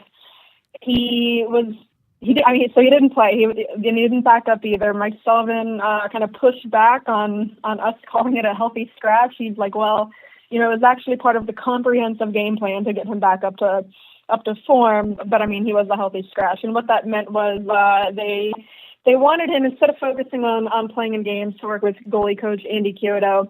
And I think the reason they brought him out here was because Nedeljkovic was coming off of an injury. His first game of the season was that game in Winnipeg. And then after 2 games, it looked like Nedeljkovic was okay. So they sent Jarry back to Pittsburgh, where he's working with John Elkin, who is their director of goaltending. He's just kind of a higher-up goaltending coach. So it's very complicated, very weird situation, but it's really just, he hasn't had a great start to the season, and they're doing whatever they can to work with him. Taylor, I'd like to get your opinion on like the Pittsburgh Penguins, who's not the youngest team in the league. If sitting right now in 5th, and I know it's early, but if this team finds itself kind of before the trade deadline, looking like a team on the outside looking into the playoff picture, what happens with some of these stars? Do you think that the Penguins become kind of sellers and look to, I don't want to say rebuild, but kind of retool moving forward through the next few years? I think they will. I don't think that will really have anything to do with the stars. I think if they're on the outside looking in nearing the trade deadline, it would be the guys like Marcus Pettersson or maybe even Drew O'Connor. They're pending free agents who would be rentals that they would move out, kind of like the Jake Gensel situation last year. I've Dubas talked before this season about how they're keeping all their options open with their free agents, kind of suggesting that could be the case. And I've talked to people. So Marcus Pettersson is their biggest free agent coming up, and they haven't even started to have extension talks with him, which kind of feels like to me he would be the guy that, could get traded at the deadline if it does come to that. And I mean, he really could bring a haul. So yeah, the stars, I don't think they'd move. It would be more those free agent types.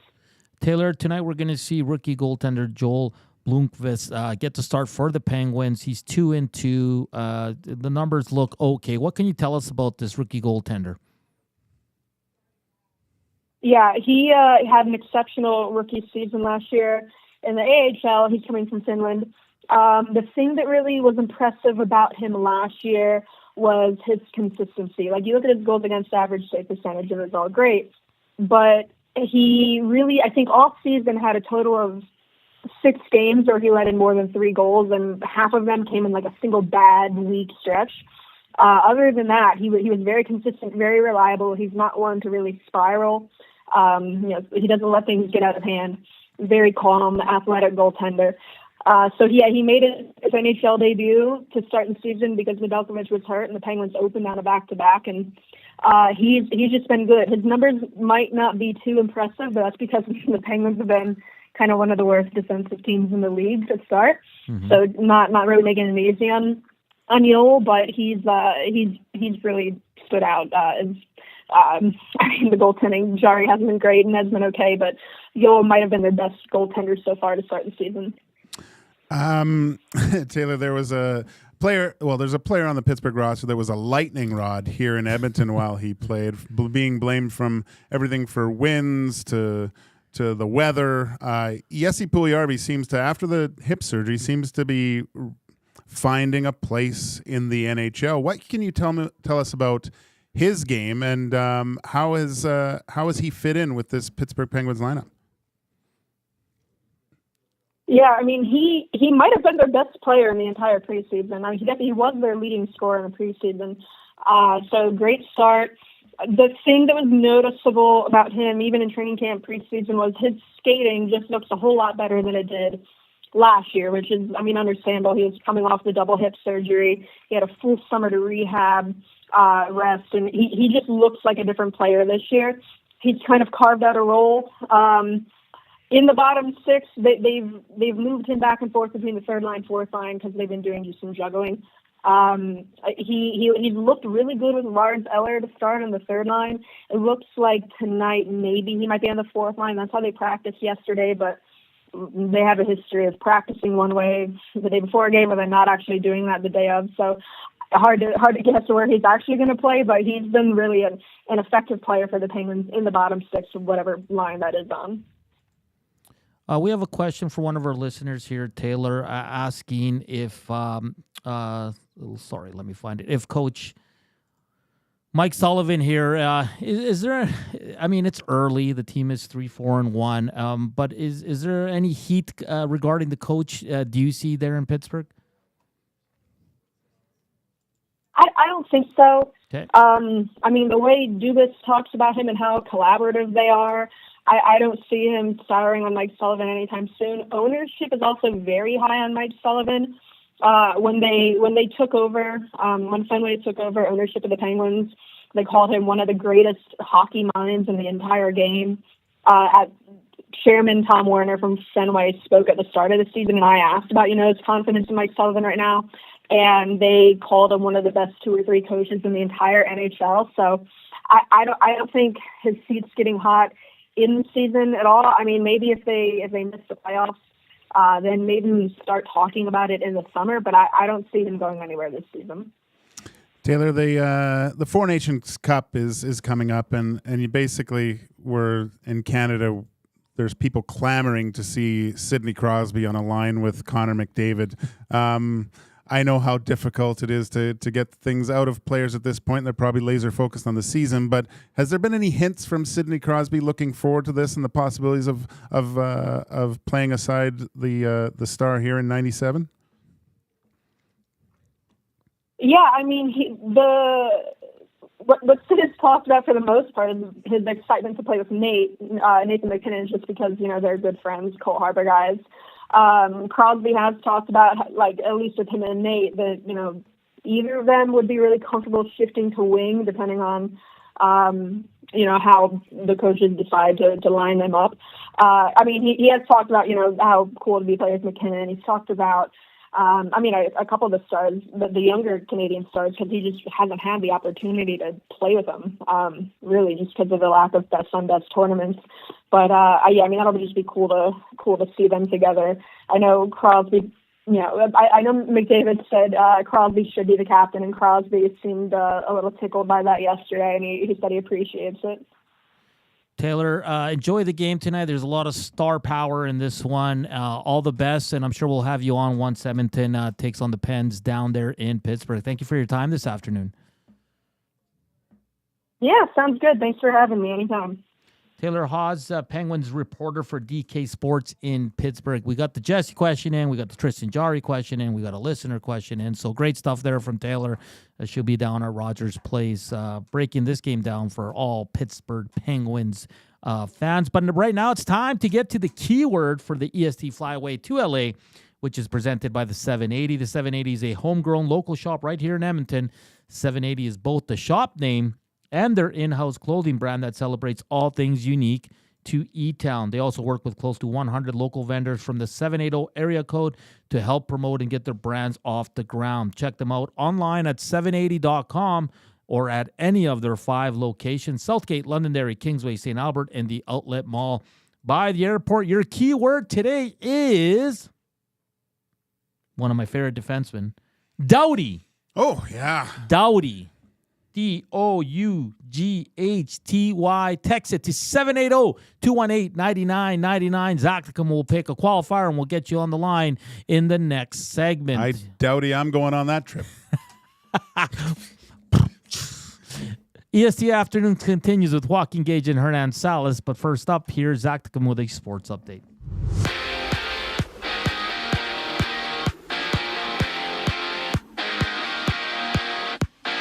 The Oilers face Sidney Crosby and the Pittsburgh Penguins, with Hernan Salas and YouTube Trev getting you set for the action during the GCL Diesel Oil Stream pregame show right on Edmonton Sports Talk. That goes live at 6 o'clock. And elsewhere, the Golden Knights meet the Senators.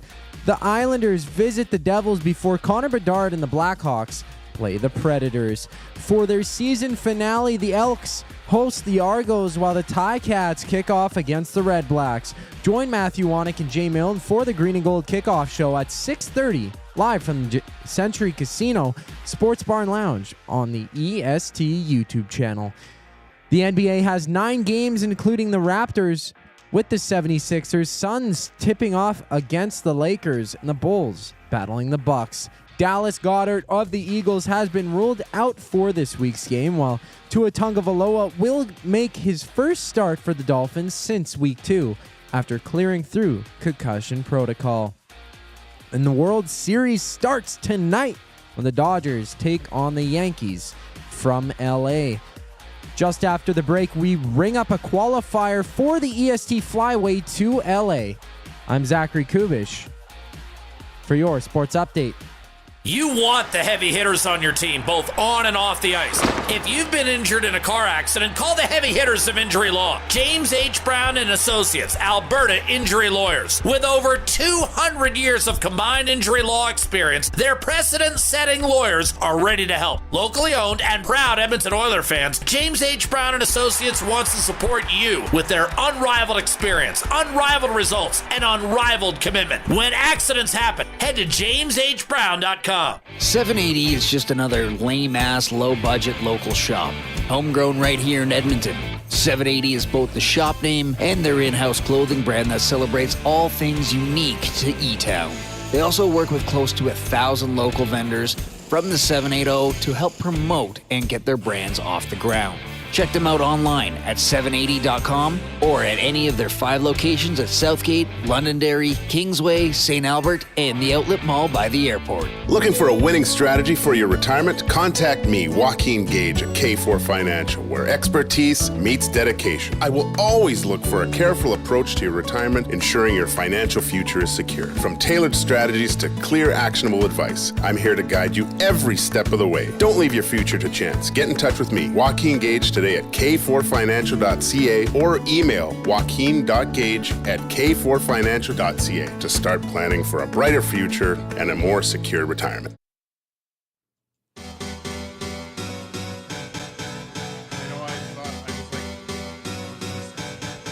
I was like, ah!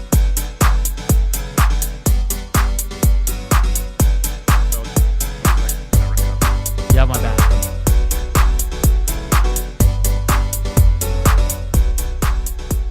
It's 2:44, just ahead of getting our qualifier on the lines. Acticum's working the phone lines as we speak.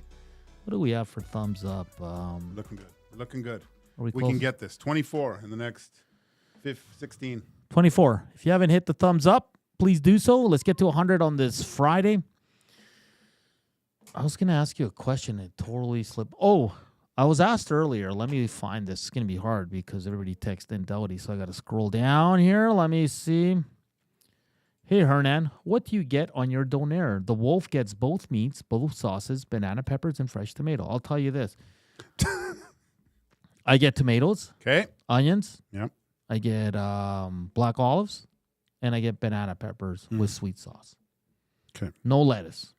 No? No. Why not? I don't like lettuce in a donaire. Okay. How about you? You're a traditional guy? I load it. Lettuce, tomato. Everything. I love, you know what, my favorite part, and this is only a few times, and I actually go, I went to another place called Guac and had a burrito. I say everything. And you know why? Is because I want to see the skills of the rapper. Yeah. I want to see this guy rap it like a mummy. And I go, yeah. And you look at the guy's face, and he's like, are you serious? You're putting all this crap in here? Yeah. And then he starts getting worried. And then he tries to put this thing together. It's and a disaster. it's almost impossible. I sometimes I'll put pickles too. I put it all. Yeah, it's all good. I just don't like the lettuce. And if they don't have banana peppers, I'll go with the jalapenos. Oh yeah. You know what I want to do? I want to try a different donair sauce. I might go away from the sweet today if I go and get like the garlic or the tzatziki. Or am I being an idiot? Sweet? Going away from the sweet sauce. Oh, you like the sweet? Go and get her hot. What? Or hot sauce. Hot sauce. So you don't get like a garlic or a tzatziki? I'll get the tzatziki, yeah. But I want hot sauce. Like, I guess the peppers will help them in there too. I might switch it up today then. I didn't even think of hot sauce. Hot sauce is great. I love hot sauce, but I've never put it in a donair. Sobe Kirk, tomatoes, lettuce, onions, bro. Penner's pancakes. That is exact donair as well, Hernan. All right. Great minds think alike. Bronco Nick says donairs are the same. Then hot and sweet sauce. See, everybody's going with you. Try coleslaw on your donair. You won't regret it. That's interesting. That is interesting. But yeah, T-Man says black olives, bell peppers, and lettuce. Trent H says definitely keep the onions off my donair. but you have to have the onions because those are what hit you. That burp later and all the decisions that you've made. You're laying down because you've just finished it in bed. You've got sweet and hot sauce on your chest, and then you burp. And you're just like, oh, I'm awful. What an awful human being I am. You're like, I gotta go get some scope or Listerine. You're just you're not kissing anyone. Even your dog is probably saying no. And then I saw another one. Before we get to our qualifier here, it says, where is it? Hernan Shadina and Empanada from Bonnie Doon Ron. Yeah, those are Chilean. They're in the corn calzone.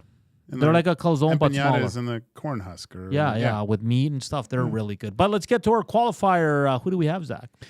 You guys got Cole on the line. Cole, how you doing on this Friday? Oh, couldn't be a better Friday right now. Yeah. Do you like donairs? I love donairs. Yeah. My favorite one is Richard's donair on 137th. Okay. What do you put in your donair? What are the toppings? I'm pretty plain. I don't know, just lettuce and sweet sauce. Is this Dusty?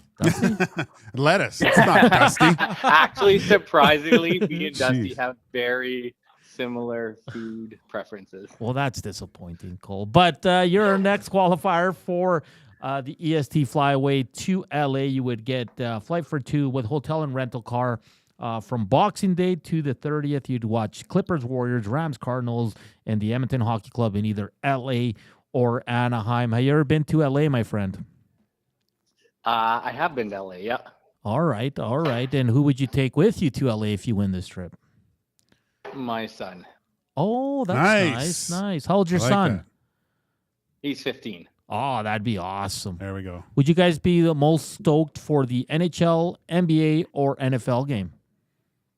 For me, NFL, and probably my son, the NHL. Oh, okay. Awesome. So the prize will be given away on November 29th during the Nielsen Show. Cole, I hope you and your son are the ones getting the call on that morning. Okay, bud?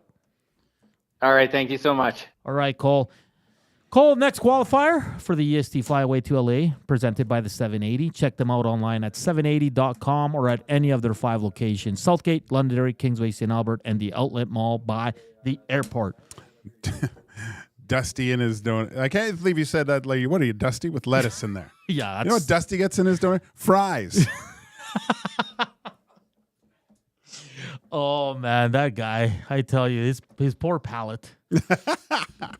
Let's see here. Although he has me interested to try the chicken fingers at Elephant Castle in Winnipeg. He raves about those. But things. How good can a chicken finger be? Like, come on. I've had a good chicken finger, though. No, I know, but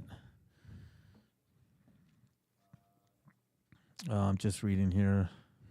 Best on air toppings: tzatziki, tomatoes, mushrooms, and onions on the grill. Also, lettuce, hot peppers. I've never had mushrooms. I can't believe I've never put hot sauce. I can't believe you had never put a hot sauce either.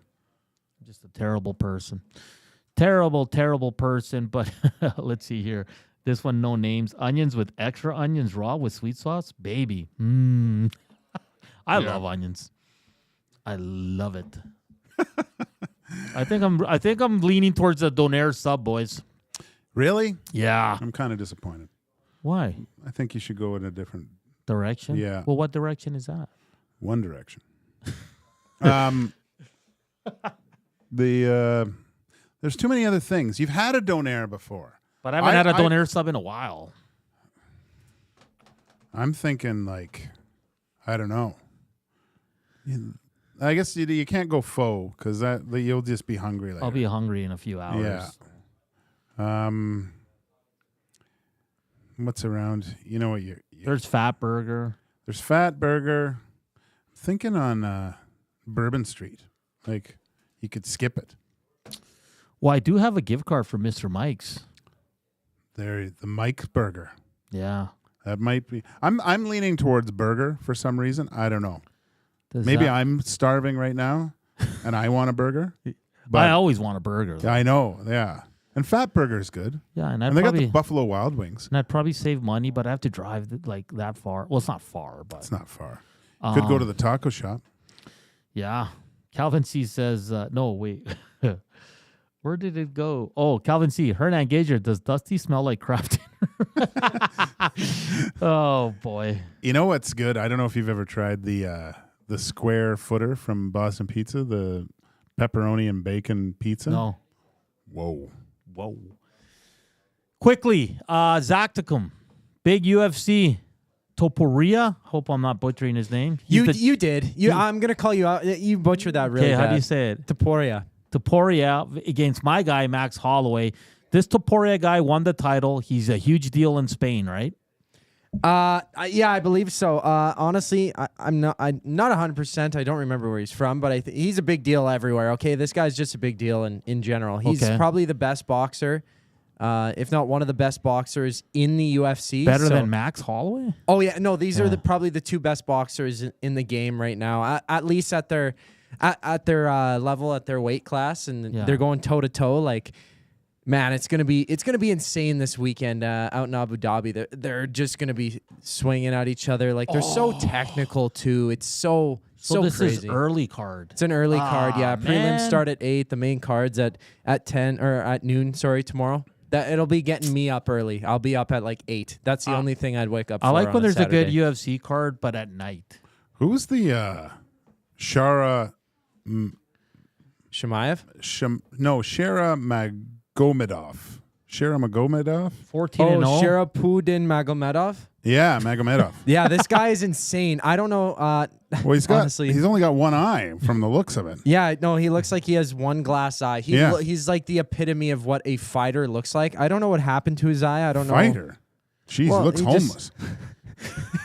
He looks like he's been through some stuff, man, and he's got the beard and everything. He's scary. I wouldn't want to fight a guy like that. I draft him on my top fears list. I swear. Is there a limit to the length of the Amish beards on these guys? Is it like to hide the chin? Because some of these things, these guys look like they should be churning butter. So is Max Holloway a huge underdog? I don't know the exact odds on it, but honestly, I would put them very even. Okay. I don't think Topuria is a big favorite whatsoever. He's 15-0. Yeah. Yeah, Holloway though has more name recognition. If you're like more of a casual kind of fan looking at the card, you see Holloway and you're like, okay, that's the dude. But Topuria has been up and coming, and of course he's undefeated, so you can't really discredit him or anything like that being the champ. All right. Well, someone's has got to go. Someone's got to go. There's, I believe, 8 undefeated fighters on the card. Nice. Tomorrow, so it's going to be wild. Somebody's going to get an L. Don't forget to send me the links. yeah, that Magomedov guy you mentioned, he's a pretty crazy-looking dude. He's also undefeated. And then, of course, Robert Whittaker versus Hamzat Shemaev is the co-main event. They were supposed to fight earlier, but Shemaev, he's got COVID. He always backs out of fights and everything. He's a fantastic fighter, but he always gets sick, and his health is always a question. So hopefully he doesn't back out like 3 hours before the fight or something crazy. Yeah, let's hope. Oh, no. That doesn't happen. That's only happened once. Maybe we'll break it down Monday with you, and you can give us an update on what happened. I do want to watch the main event, though. I love Holloway. It's at 2 p.m., too, so it's early. 12 our time. Our time. Yeah. Eastern. Okay, 11 Pacific. Oh, God, I hate that. Now I got to go watch this thing. And we got F1. Before we brought on Taylor, we were talking about if there's one name you'd put on the Wall of Fame for the Edmonton Oilers. I'm going to go Ales Hemsky. Really? Oh, come on. He was one of the best. He was the best player here for how many years? Yeah, okay. I mean, I think you can look further back to guys that meant a lot to those other teams. Craig Muni? Yeah, like, I don't know. Bucky for sure. Okay, Bucky's a good one, yeah. And Jason Smith. See, there's a good one there, And I think, a lot of times it comes down to how long you played with the team and stuff. But I mean, in those rooms, like, man, Mike Greer was a huge part of things. Yeah. You said Jason Smith. Bill Guerin was a massive influence on a lot of guys. Todd Marchand. Toddy was, he was. I mean, Ethan Morrow was a great captain. Yes. Chopper. Yeah. And looking back, there was some big presence. I mean, you look to your favorite D-man, Bobo. He was a big deal, man. Awesome. Yeah. Awesome. Jen says Fat Burger has really good gravy. Poutines from there are delicious. I'm going to tweet out later what I got, and we'll see. Just a quick note here for today's programming. At 6 p.m., of course, the Oilers pregame show with myself and YouTube Trev and Matt Cassian will be on both YouTube and the audio stream, okay? 6:30, Elks pregame show with Matt and Jay will be on YouTube, and we'll take over the audio stream after the Oilers pregame show ends. Same scenario for post-game shows. So Elks, Argo, 7:30 down at Commonwealth. Tune into the Green and Gold kickoff show with Matty at 6:30. And, of course, the Oilers and Penn, 7 o'clock at Rogers Place. Mac T and Randy Gregg being honored after the game. We'll kick off the Oil Stream pregame show at 6, followed both games by post-game shows on YouTube. And then once the Oilers are done, the audio stream will flip to Matty and Jay. Coming up next, Reid Wilkins Show with Jay Milne. Thank you to Kent Tilley, Reid Wilkins, and Taylor Haase for joining us today. Enjoy the weekend. Lots of sports action. Be good out there. We'll be back on Monday. For Joaquin Gage and Zach, I'm Hernan Salas. This has been EST Afternoons on Edmonton Sports Talk. Enjoy the games. Ciao. Edmonton Sports Talk delivers a mass audience of key, influential customers to your business, all while you associate your company brand with the biggest names, the hottest sports news, and teams from every league around the globe. It's where fans go to get their sports fix and where our partners find the most loyal consumers. Contact us today and see how our team on Edmonton Sports Talk can score the biggest goals for your business. With various advertising options available, email business@edmontonsportstalk.com or head to our website, edmontonsportstalk.com.